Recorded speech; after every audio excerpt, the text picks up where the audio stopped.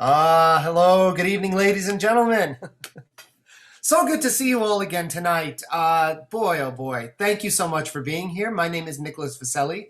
I am the artistic director of Theater Breaking Through Barriers, and yes, we are coming to you as live can be, from high atop the glorious Thunderdome here in beautiful Midtown Manhattan. And again, I want to welcome all of you to Theater Breaking Through Barriers' third Virtual Playmakers Intensive, or VPI 3, in Union.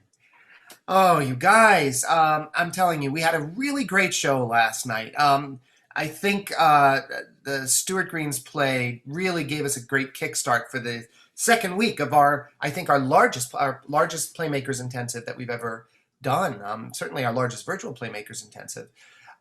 So I'm so excited about all of the shows that we're doing this week. I think that the quality of the work, the the quality of the writing, the quality of the acting, the intense spirit of collaboration. I think that's sort of the key, and it's something I want all of you to sort of bear in mind that 3 weeks ago these plays didn't exist, and groups were randomly paired together, names literally drawn out of a hat. I'd pick a writer's name out of a hat, pick a director's name to match to that writer out of a hat, and then just pick the actors. And so everyone saw us doing that, and so there was nothing that was pre-designed. It was all just random. And to see the work that comes out of this is quite extraordinary. So I'm so excited that you're here with us and that we can share what we do with you as a company. Tonight's play is it is a stunning piece, and I am so excited and can't wait to bring it to you. The play was written by Caroline Aaron, who is a magnificent artist, a magnificent actor, and a magnificent writer. And this piece, I think, is going to really, I'm not going to say anything about it. I just want you to sit and enjoy it. It was directed by Kristen Heckler. I mentioned Kristen. She's just an extraordinary director. Again, has worked with us several times doing our live intensives, and I think all of our virtual intensives. And so again, such a wonderful collaborator. And the artists, once again, a stellar cast: Scott Barton, Juan Carlos Diaz, and Aya Ibaraki. So without further ado, ladies and gentlemen, sit back, relax, and we are happy to present to you Caroline Aaron's "You Can't Get a Man with a Gun."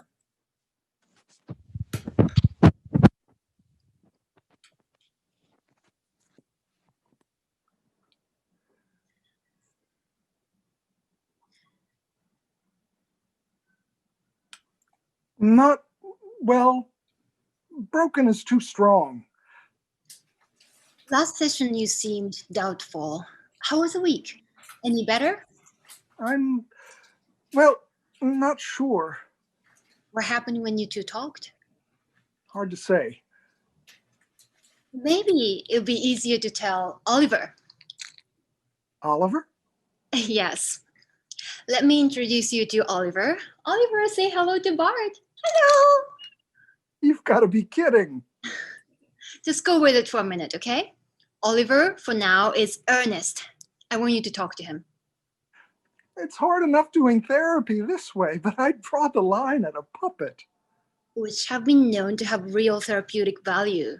No, I can't. Talk to Ernest. Talk to a puppet. Okay. Ernest is joining us, yes? He might. Did you ask him? I did. And? And what? Where is he? In the other bedroom. Oh, have you been sleeping separately? No, not usually. Unless I'm snoring. He says I snore. I have to take his word for it, because I'm sleeping. Is taking his word something you find hard to do? Not usually.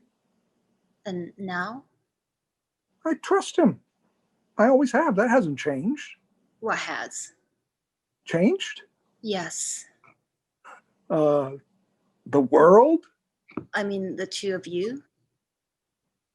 We're seeing things so differently right now. That's never happened. In 20 years. Honest to God, we continue to marvel at how aligned we are. Love the same movies, books, shows, people, food. But now, I don't understand. it's like this. I am definitely the half full guy. This time, being locked in is a huge drag, but it will end. That's me. I'm so glad to hear you see that. And Ernest? Goes to DEFCON 10 about everything. I'm a COVID prisoner. The world is dangerous. Don't go outside unless you absolutely must. We live in a fortress. He's added locks, reinforced the windows, stockpiles food.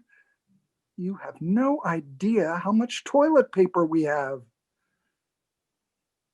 It doesn't feel like a home, our home. God, I wish we could go back to PP. PP? Pre-pandemic. We were both busy. Coming together at the end of the day was a joy. I hang on to that. And now? There's no beginning or end of the day, or weekends, or mornings, or evenings. Time has completely lost its shape. Do you know what I mean? I'm not sure. I keep forgetting English isn't even your original language. Why is that important? A matter of understanding. You're having a hard time understanding me? No, you're having a hard time understanding me. In what way? Well, forget it. We should talk about this. Are we still waiting for Ernest? Guess not. He doesn't get the point. Thinks it's no help. So he's probably not joining. Therapy is not for everyone, is it, Oliver? Oliver, will you please tell Dr. Harada that she should look into finding someone to talk to? Oh, She may need help. Well, we talk all the time. Who do you talk to? I hope you're not lonely. You seem nice. I'm not lonely, okay? There's just this thing between us. Ernie and me. Bart and Ernie, you're my people. You're not the first to point that out. Do you have twin babes? Celeste. Okay, what thing? Huh? You said there's this thing between you. Oh, right. Well, okay. Yeah, okay. I'm here. Oh, I'm so glad. My better half. This is Celeste. Did you take the steaks out of the freezer? Is this therapy or a cooking show? Sorry, it just crossed my mind. Welcome. I've heard a lot about you, needless to say. Wow. You're not what I expected. What did you expect? You're very pretty. And why wouldn't you be, I guess? But see, I know nothing about you, and I'm sure you know a lot about me. Hardly seems fair. I'll tell you anything you want to know. Shoot! Are you kidding me? This is what you've been begging me. Puppets! I find puppets can break the ice, allows for intimacy. Is this a three-way? Ernest, come in here, next to me. I'm good. We should be together. It's okay, he's fine. Separate screens, in fact, might be better. I'm just in the next room. Be thankful for that. Okay. Intimacy is so hard, isn't it? Feels so unnatural. We are being self-protective, but then we cheat ourselves out of our best chance for a meaningful life, being close to another person. Everyone needs help getting there. You bet. You have any purple friends you could introduce me to? Not now. You're a trip, an internet therapist. I'd like to point out all therapists are internet therapists right now. I do see people in person and will again when it's safe. Where'd you get her? From Amazon? Is she free with Prime? Ernie, don't be rude. I forced this. My bad. I'm sorry. Come on, Ernie, play with us. No, it's okay. Thanks for trying. He hasn't tried. Oliver, we didn't need to hear from you right now. Go ahead, Ernest. What? Go ahead. I wasn't saying anything. Is that a problem between you and Bart? I'd say the opposite. What do you mean? You always have something to say. Is that bad? Not to you. But bad for you? Ernest,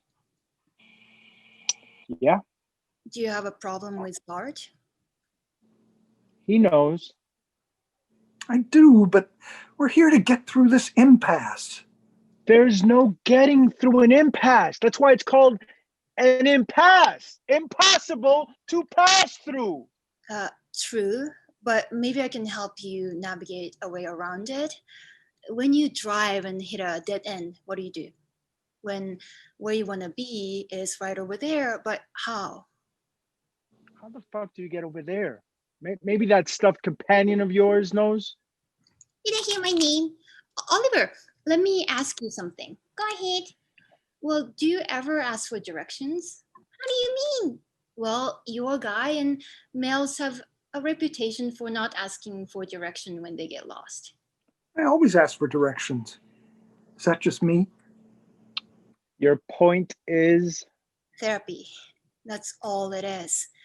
Just asking for direction when they get lost. I'm not lost. But we are.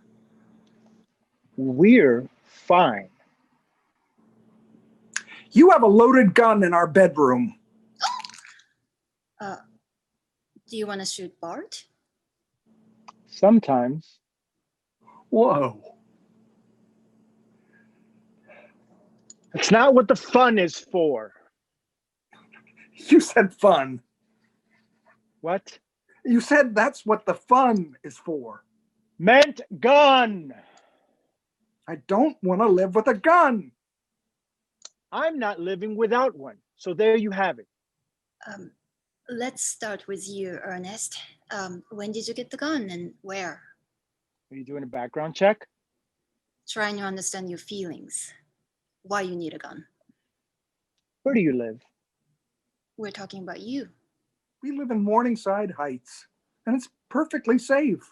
It was. Not now. Nowhere is. Nowhere is safe.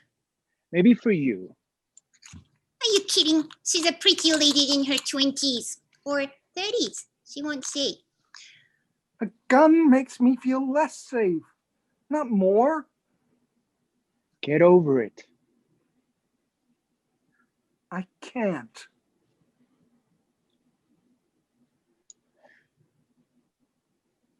Okay. You'll get rid of it?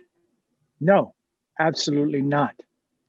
Okay, meaning if you don't want to live with a gun, you don't have to. Move. I don't want that. Your decision. I've made mine. The gun stays. Why do you need a gun? Oh, honey, because I want to protect you.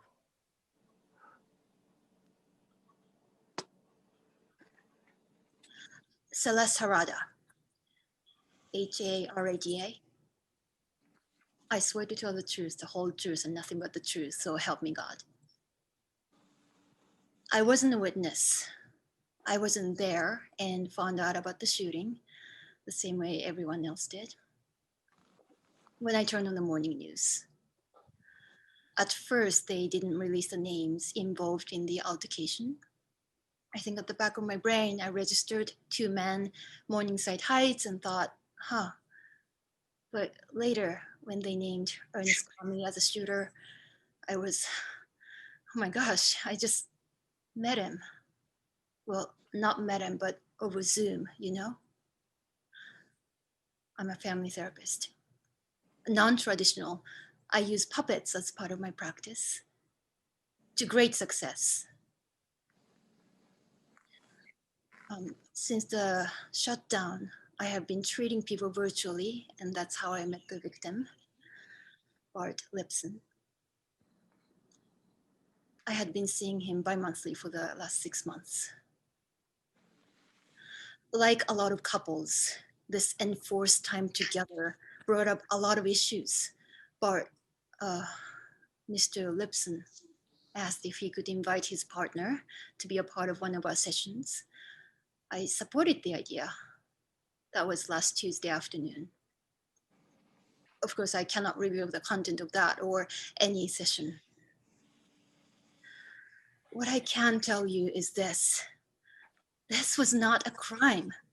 It was an accident. How can I be so sure when I was not a witness? I witnessed the two of them together right before the tragedy. Mr. Comey was not only not homicidal, he was paternal and protective of his partner.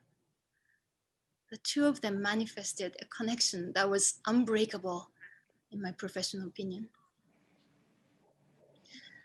There was conflict over the gun itself, yes.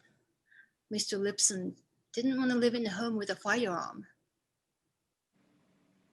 It was loaded, as I understand it. The crime rate in the city has gone up 127% in the last 3 months. Mr. Comey was threatened by such a volatile atmosphere, especially in his neighborhood. The recent lawlessness in our cities has made many people feel as if they have no choice but to take up arms. I don't personally own a gun. I could never shoot anyone, no matter what. That's just me. I count on brave people, braver than me, to keep me safe. I don't know when he acquired the gun, but it was his legal right. Bart was my patient, not Ernest. But I spent enough time talking to Mr. Lipson that I know how close this couple was. I have had no contact with anyone involved since last Tuesday. The statements I have made are entirely my own. Thank you.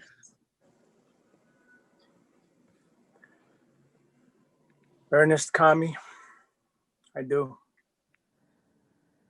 Okay, fine. I swear to tell the truth, the whole truth, and nothing but the truth. So help me God. Although I don't believe in God, same way I'm sure you don't believe in me. No question. It was my gun that went off. That's not at issue. Here's what went down. Bart and I had a fight about the gun I keep in our bedroom. Loaded, sure. What good is a gun if you have to find it and then load it when you're under attack? We've been together for 20 years and moved recently to our current residence in Morningside Heights. I bought the gun when we moved. With the lockdown, Bart was going to be home all the time by himself. I was going to be gone. I'm an essential worker. I'm a nurse at Mount Sinai Medical Center in the oncology unit. Recently, I got enlisted to work with the COVID patients. So already I'm vulnerable in a way I've never been before. There were nights when I stayed in housing provided for us on the front line so we didn't have to expose our families. I had been up for almost 72 hours, only sleeping on and off at the hospital. We had an uptick and all hands on deck. Bone tired doesn't begin to describe it. I came home to rest Monday morning. Tuesday, we Zoomed with this chick Bart found on the internet, a therapist to talk to about shit. I don't know. I logged in, did my due diligence for Bart. I love him. Loved. He's soft, you know? Sees the best in everyone and everything. I fell asleep after. Must have been dreaming about someone breaking in. Woke up with my chest thumping. Bart was in the kitchen getting dinner. I went for the gun and it wasn't there. Bart knew where it was. I made sure for those nights I wouldn't make it home. Didn't bother to show him how to use it. Just if he had it, anyone would think twice with a gun pointed at them. That was my thinking. I called out to Bart. Tell me where the gun is. At first he denied he knew. Bullshit. It was always in my underwear drawer. Never moved it. I went into the kitchen to confront him. He was like, beats me. Maybe you misplaced it. Shows you how much you knew about guns. You misplaced your phone, a wallet, an important document, but not a fucking gun. He reached down to get a pot out of the cabinet. I saw it. Saw the gun inside a soup pot. He saw me see it and we both grabbed for it. It went off. I don't even know who fired it. A bang. Bart fell over. That's it. That's what fucking happened. You can't punish me more. More than losing Bart. He was my world. That's my statement. That's it. Okay? Done. You might not remember, but I'm old enough. A famous anti-war poster. I can still see it. A drawing, I think. A flower, a child, and a gun. It said, "War is not healthy for children and other living things." It's simple, I know, but powerful and true. I taught creative writing down there. I love words. Words are powerful weapons, more powerful than the gun that killed me. Tell me, what change has been brought about by a gun? I can't think of any lasting legacy at the other end of a gun. But my God, words, they endure. They change us, they ignite us and ennoble us. And they're available to everyone. I just arrived here, so I can't tell you much about it. I'd love to show you around, but it's vast, and I'm just learning. I so far haven't run into anybody I know. But everyone I meet seems nice enough. I have never been so comfortable.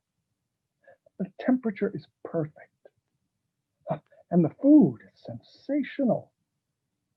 I fancied myself an aspiring cook, but nothing like this. Wow, so delicious. Don't even know what I'm eating, but feel sure it is the food of the gods. Painter's light everywhere, just beautiful. I might even try my hand at a canvas or two. And the best is the music, coming from all around, sounds that are otherworldly. I want for nothing except Ernest. If he were here, I wouldn't even say I was right and he was wrong. About the gun. Being right, it doesn't matter here. I would trade in all of this just to have Ernest's company. You see, she was truly my heaven on earth. I know you're sorting things out down there, but please, please, make sure that Ernest comes here.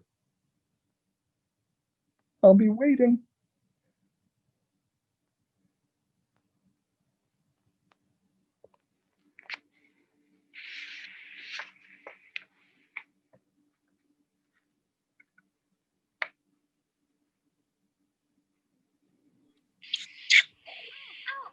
Hi, everybody. Wanted to clear something up. I've heard it said guns don't kill people. People kill people. Wrong. Wrong. Wrong. Guns kill people. It's a fact.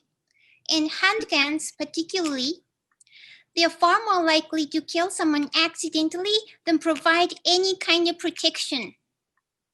Did you know firearms sales surged by 64% this year? That's an additional 2 million guns entering the homes of our citizens. We are already the most heavily armed civilian population in the world. Every day in the United States, 313 people are shot. In a year, 114,328. And 7,878 of those are children. I should know. I used to belong to Connie. She was 8 and was killed in a school shooting. Celeste found me there and we've been together ever since. Just wanted you to know before you go and vote on November 3rd. Thank you.